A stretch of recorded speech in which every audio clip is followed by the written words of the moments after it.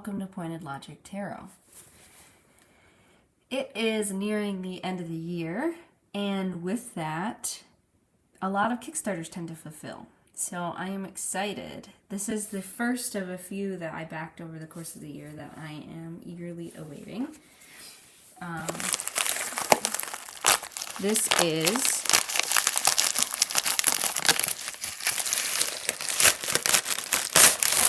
oops, don't want to see addresses.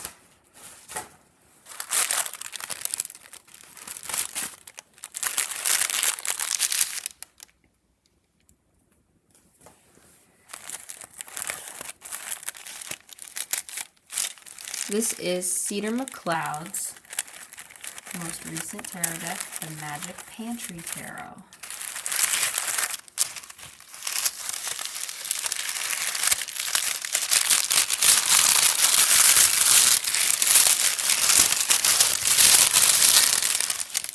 Oh, lovely.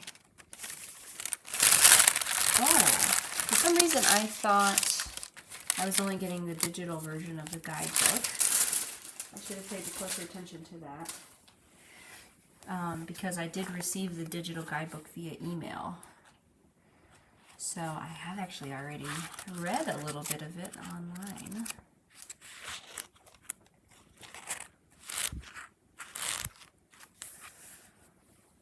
And look at this lovely print. The back has instructions for downloading the PDF guidebook, which I did that.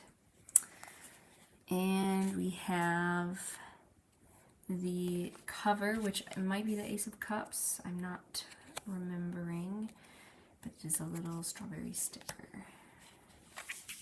So it came in a tuck box. I'm not certain if there are more available. I believe there are going to be some. And here's Cedar's website. They have other decks that are really cool. This is my first purchase from them.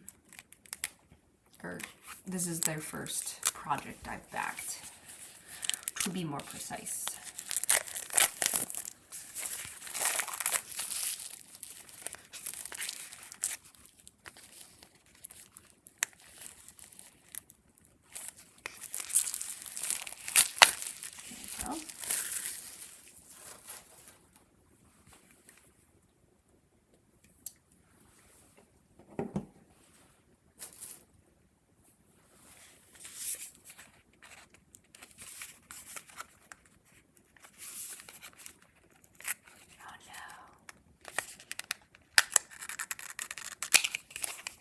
One of those frustrating. Oh, another how to download your guidebook. So this looks like semi-gloss, just the slightest shine. This deck does have an extra card.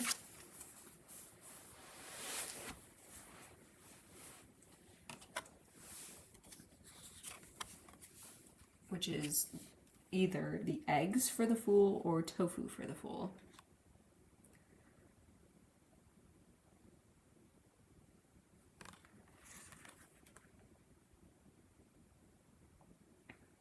And it looks like Cedar did indeed draw it twice.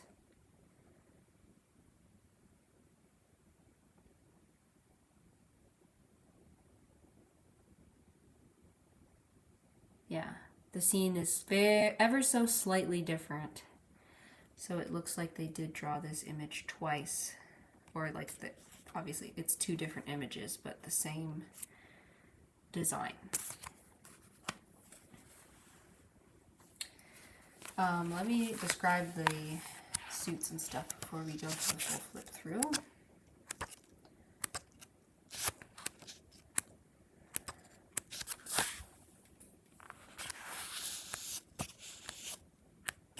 So there's the majors, and then we have, and they're all named in here. I think they're named on the cards too. For the minors, we have the suit of herbs, spices, and seasonings for the wands. For cups, we have fruit. For swords, we have vegetables. And for pentacles, we have starches and grains. And then the majors are other themes, such as magic beans for the magician here.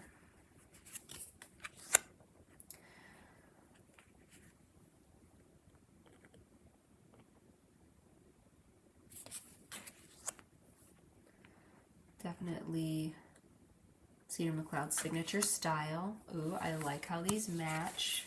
Chocolate and vanilla.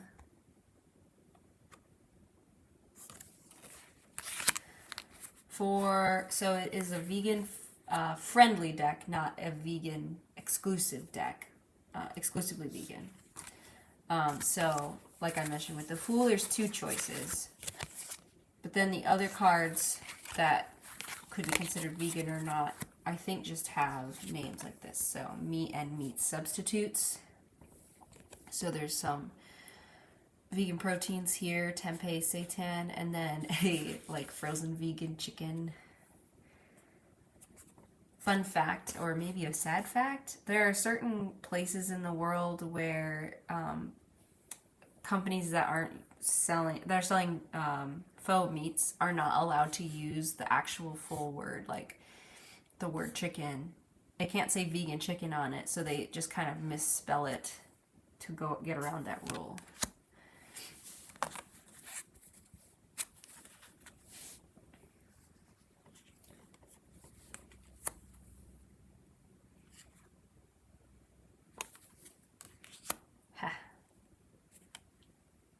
Very vibrant deck.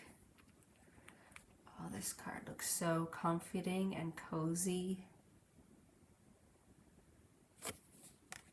Here's another one, dairy and dairy substitutes.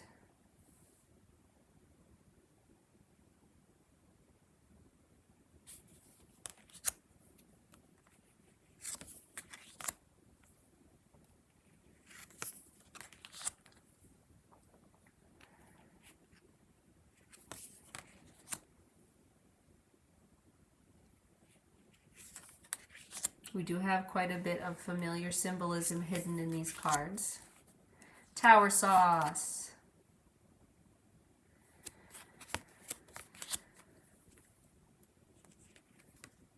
Oh, and then spoon and knife. I bet fork for the sun. Yep.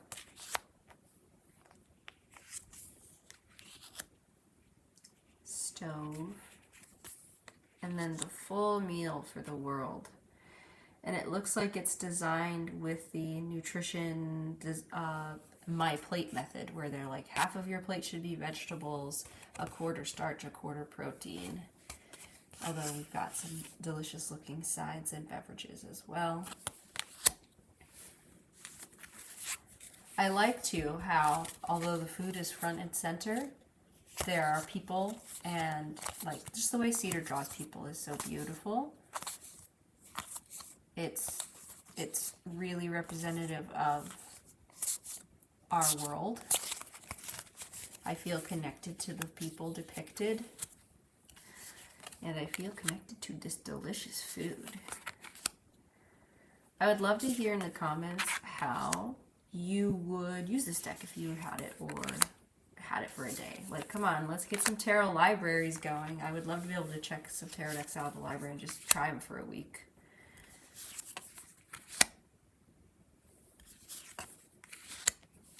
I would scoot my friends over here. There you go.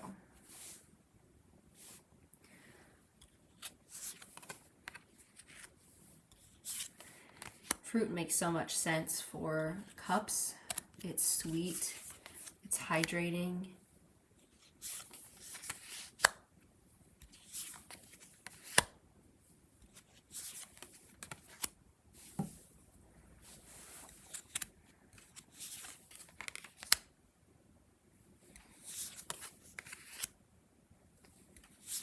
I think a way I might use this is once a week, so usually Friday night, but not always.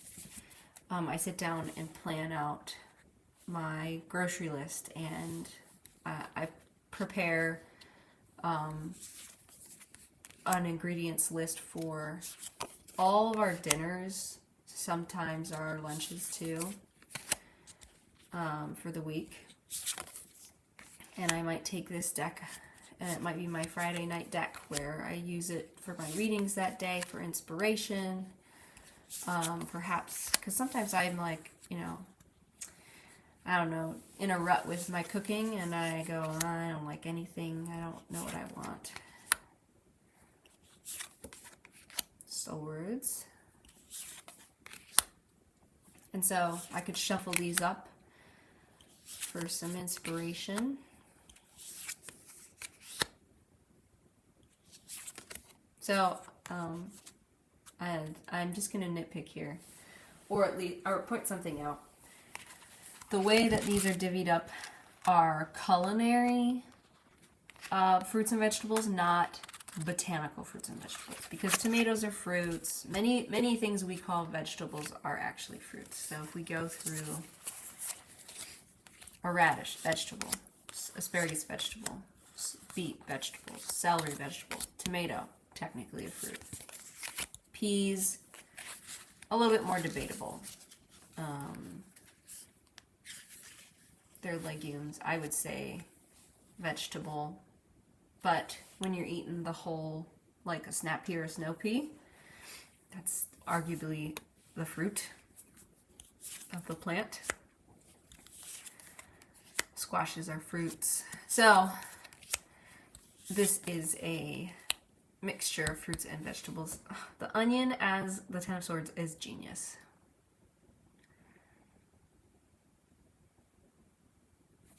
I love that. I am very curious about how the quartz were chosen, how they stand out amongst the fruits and vegetables as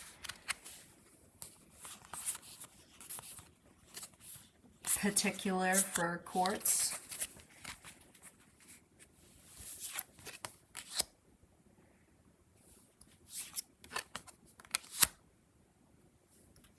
And now we're on to the wands.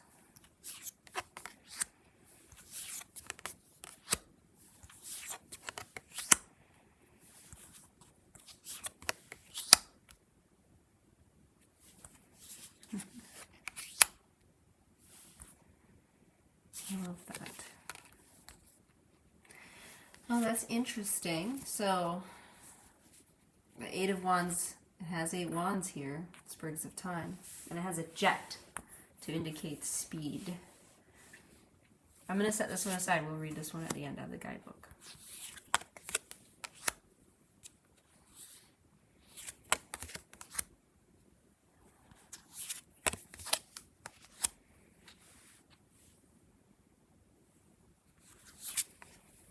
I just want to be friends with all the people in here. I want to meet them.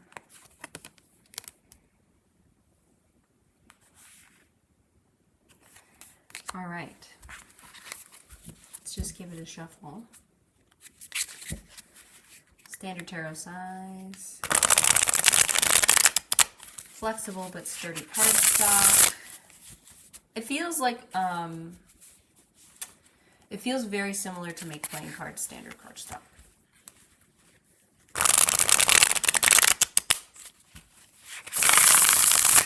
I really like the backs. Simple, effective, appropriate. I just like them.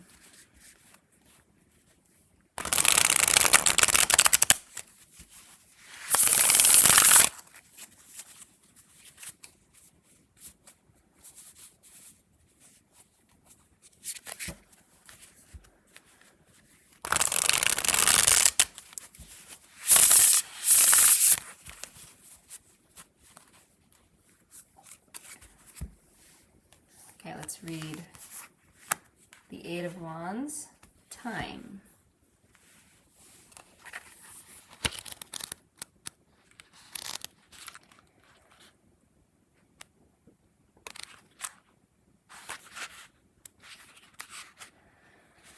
So I have some keywords. In American English, time is a homonym for time. With this card, the passage of time comes into play. We're always ever moving forward, unable to stop the world from turning. How has your situation changed or progressed over time? How might it continue to change in the future? The best we can do when we can't stop life from moving is to make sure we're steering ourselves in the right direction. Where is it that you want to end up? What can you do to ensure that you get there? This card suggests that you're already doing something right. Have you recently gotten unstuck from a period of stagnation? Time has traditionally been used to help with coughs and other lung issues. Is there any sort of stickiness or discomfort in your life? This card may indicate a period of easier breathing in the near future. In ancient Greece and Rome, time was associated with courage. Do you have what it takes to charge ahead full force? Are you feeling brave and hopeful about where you're headed? I hope so. So I like that. You get to learn a little bit about your card. It looks like we have about the same information for the majors and minors. You get to learn a little bit about food. And it's tied to the meaning of the card a few different ways. For example, this one is tied based just on its name, time, and a play on words.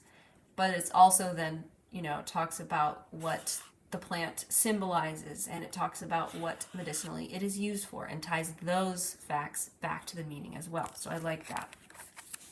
Now I'm going to just shuffle and lay out some cards and see if, looking at them, how they read, because this is a very unique deck. This isn't typical for me, but I was just like, I've always wanted to get a deck from Cedar McCloud, but the right one hadn't shown up yet, but I've wanted to support their work, and I like their art style, and I love cooking, so I'm excited to tie the creativity in tarot and the creativity in cooking together with this deck.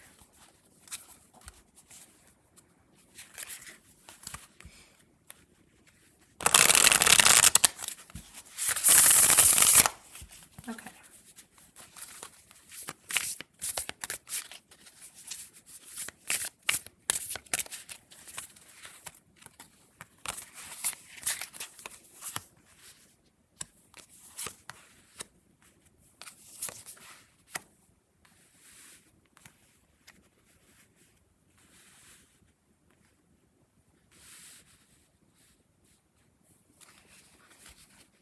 This one's simple enough that I would, if I was trying to come up with what to eat, I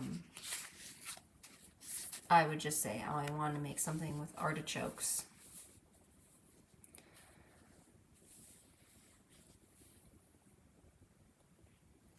Maybe, too, I would be like, we've got oil here, and it's looks like olive oil, but we've got sunflowers, so for sunflower oil, and I believe, I don't want to be making up things, but I believe that these are the rapeseed flowers, so it would be canola oil.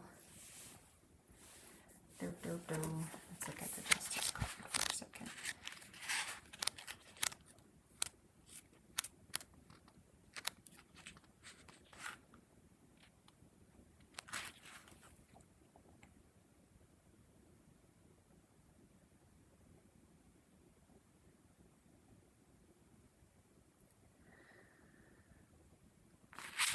I don't know if it names what's depicted in the cards necessarily.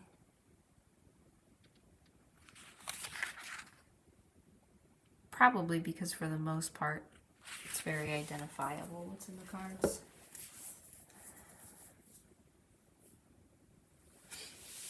There's a lot of imagery, like a richness in the imagery.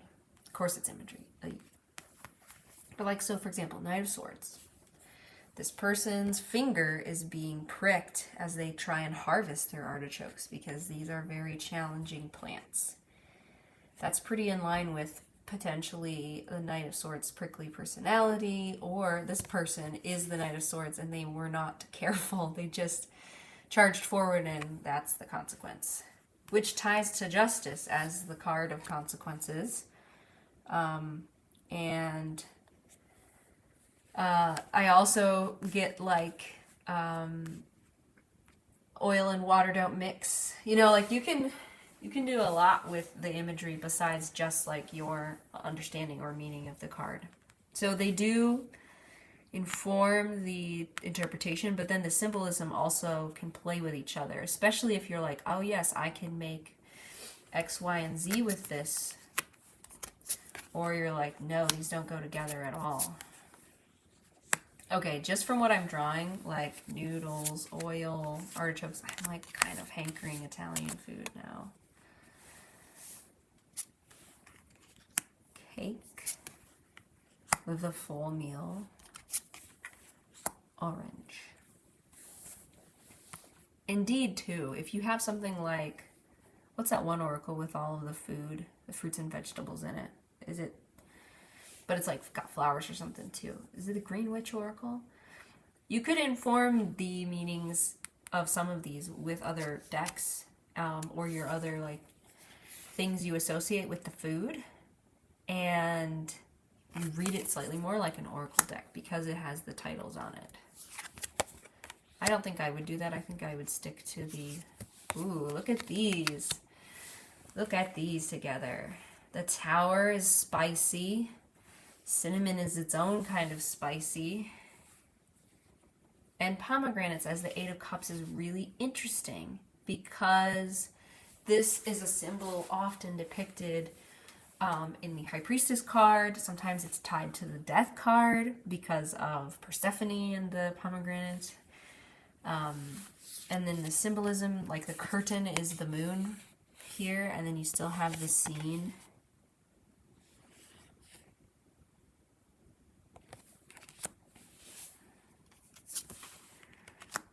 The weather is very prominent in these cards. I really like this. I'm going to have a ton of fun experimenting and creating with this. So, let's just pretend I'm debating with my partner where we want to go out to eat. This is an infrequent thing. We don't go out to eat very often, so this isn't a very realistic thing. We live in a rural area, and so my partner and I cook all of our meals, and we just do like one big grocery run a week.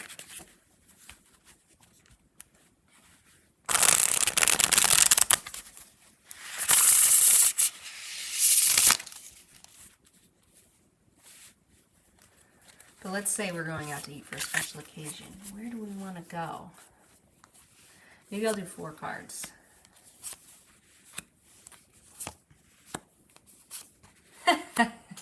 Oh, I love it. This is so fun. Okay, so some of our options here would be somewhere pricey. Ching ching.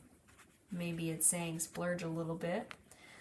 On the other side here, we have a diner, which is typically an unassuming, more of a hole-in-the-wall casual experience.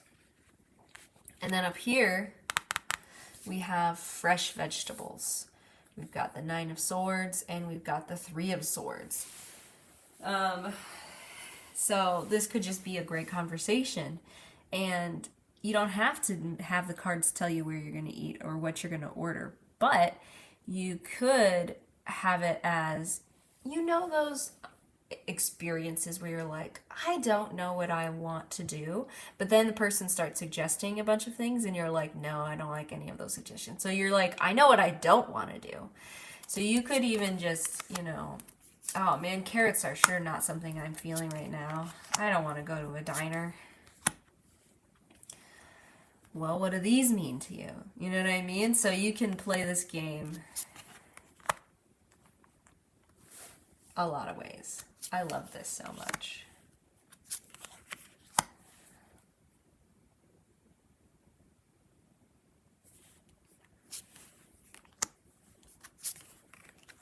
You know what else you could do?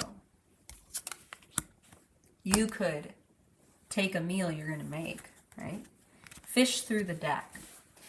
Let's say, well, let's do a real example. Hold on. Let me look at my list of things I'm going to cook this week here. One moment. Okay, so something I'm planning on making is a plant-based shepherd's pie.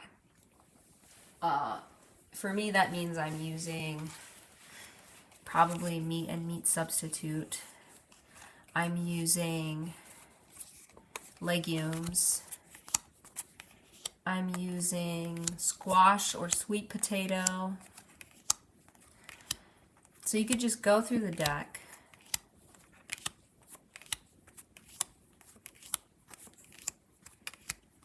Then I do like to put a lot of vegetables in my shepherd's pie. Basically, it's a gardener's pie and not a shepherd's pie. Let's just say that.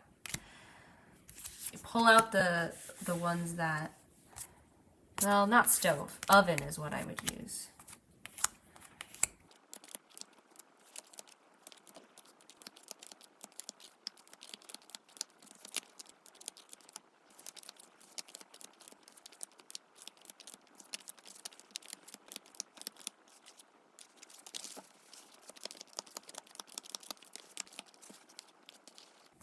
Okay, so I've pulled out the cards I would use those ingredients to make a shepherd's pie.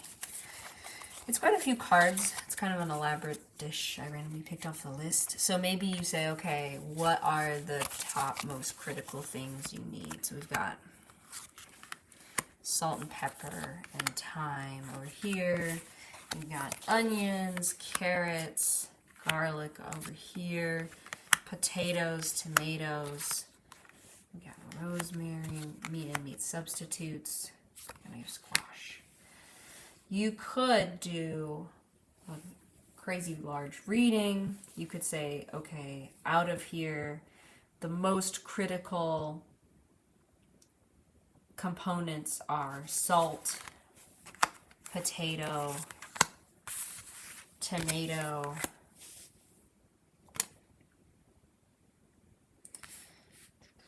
I guess meat and meat substitutes. So you then set the other friends aside and you make yourself a reading out of it. What correspondences do you have with your meal? So that might be a fun way to use this too. I wonder if Cedar has suggested ways to use it in the book.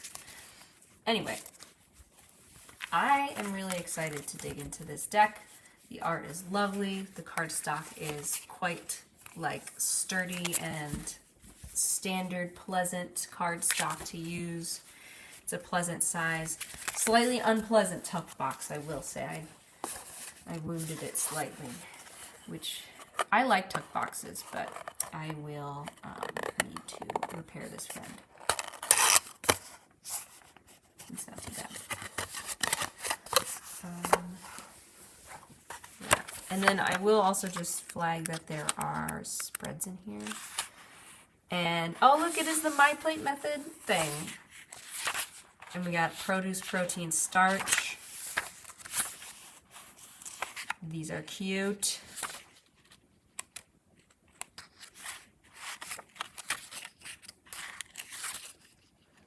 Yeah, I don't see any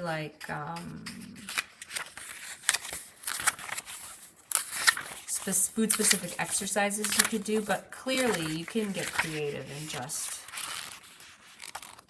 adventure. So that's the Magic Pantry Tarot by Cedar McCloud. It is super cute. It was a pleasant Kickstarter experience, and it's just a lovely deck. So I am really excited to get started with this. Thanks for watching, and take care.